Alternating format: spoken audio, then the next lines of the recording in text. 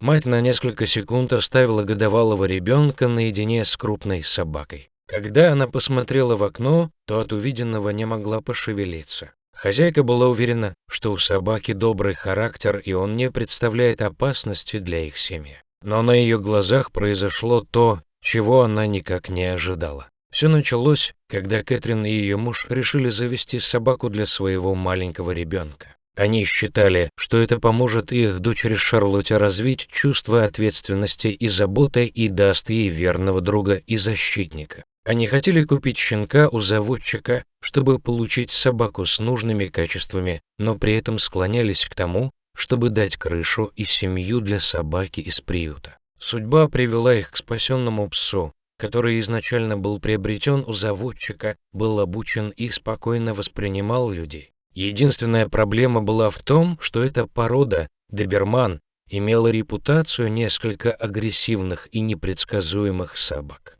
Эту породу изначально разводили как личных охранников, и они были генетически настроены быть прекрасными защитниками для своих и проявлять агрессию к чужим.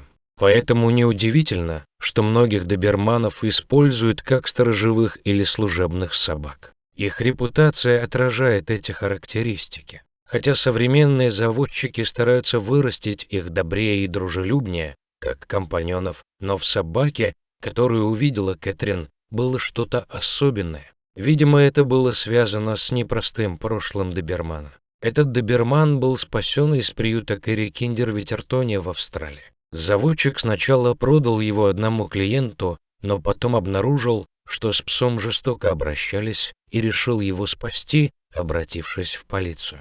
Состояние питомца было ужасным. Он был истощен с переломанными ребрами, что зафиксировали ветеринары.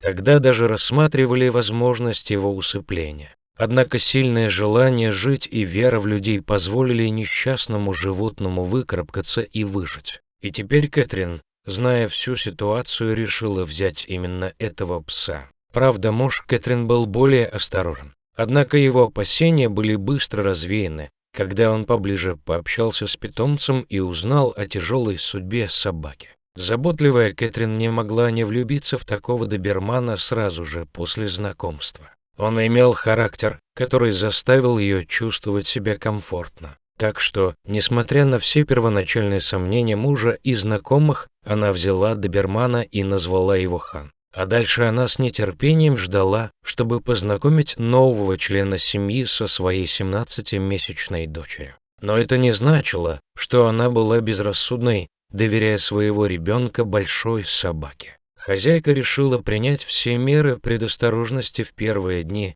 когда Хан наконец-то оказался дома.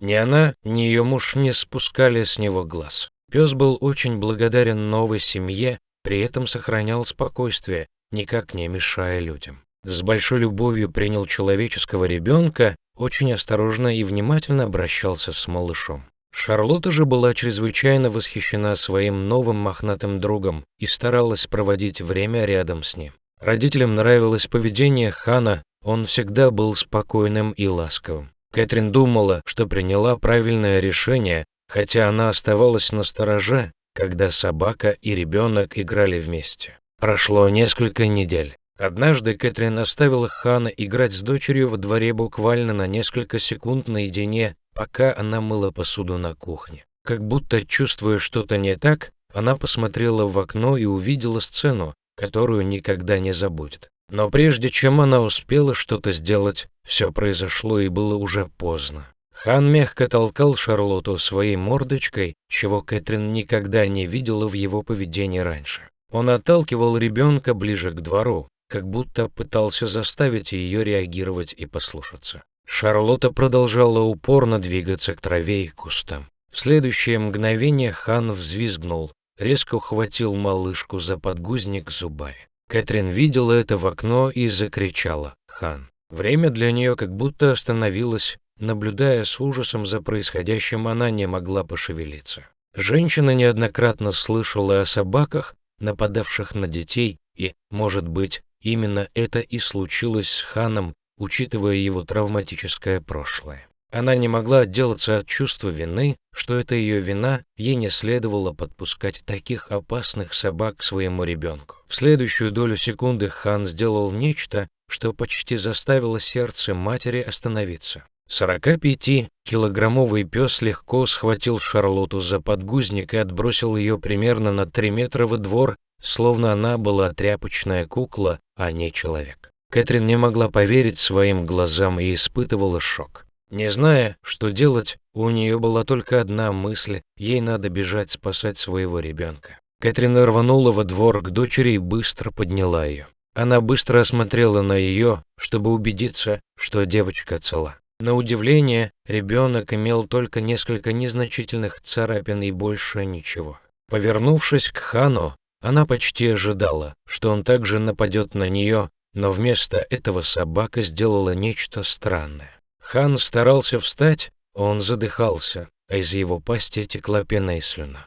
Он поднял переднюю лапу, как будто она была повреждена, затем прилег. Дыхание стало тяжелее, и он потерял сознание. Состояние Хана ухудшалось прямо на глазах у Кэтрин. Здесь явно что-то произошло. Кэтрин не могла понять, что случилось. Она была в панике и испытывала чувство беспомощности перед ситуацией. Тогда она увидела на траве недалеко от места, где играла девочка еле шевелящегося тайпана, одну из самых ядовитых змей в Австралии. Укус этой змеи может быть смертельным даже для взрослого человека. Только теперь Кэтрин поняла, что произошло на самом деле. Хан пытался отогнать девочку от опасности, а когда змея была опасно близка, то отбросил Шарлотту и принял удар на себя. По сути, пожертвовал своей жизнью ради ребенка. Затем из последних сил Хан перекусил змею и пытался подойти к хозяйке, но яд уже начал действовать, и он упал без сознания.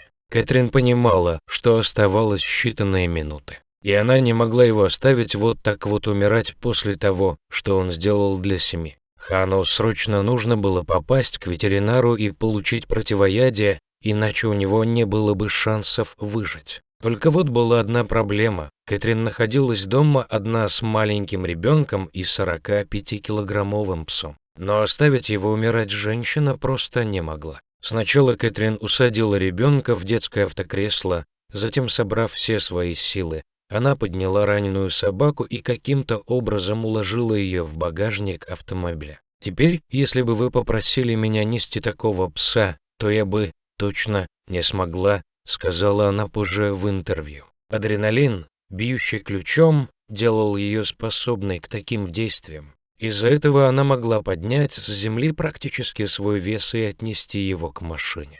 Потом женщина понеслась к ветеринару с раненым псом в багажнике, едва соблюдая правила дорожного движения. «Я даже не останавливалась на красный свет», призналась она позже в интервью. Кэтрин приехала к ветеринару, который сразу же принял Хана и дал ему укол противоядия. Хотя Кэтрин очень хотела узнать, как дело обстоит у ее собаки, ветеринар сказал, что им придется ждать до следующего утра, чтобы увидеть, сработал ли антидот. Женщина неохотно поехала домой, не зная, что будет дальше. Укус тайпана обычно смертельный, но, возможно, Хан не получил полную дозу яда и смог пережить ночь благодаря своему размеру и весу.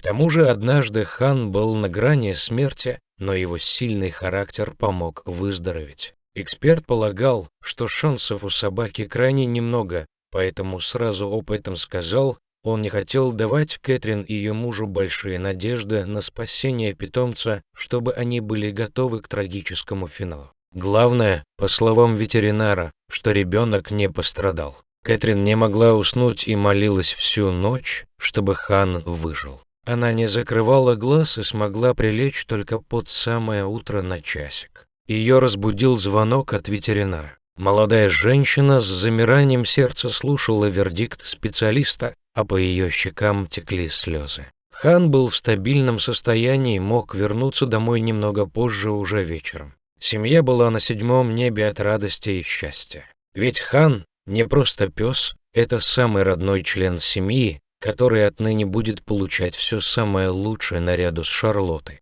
и никаких сомнений в его доброте и верности.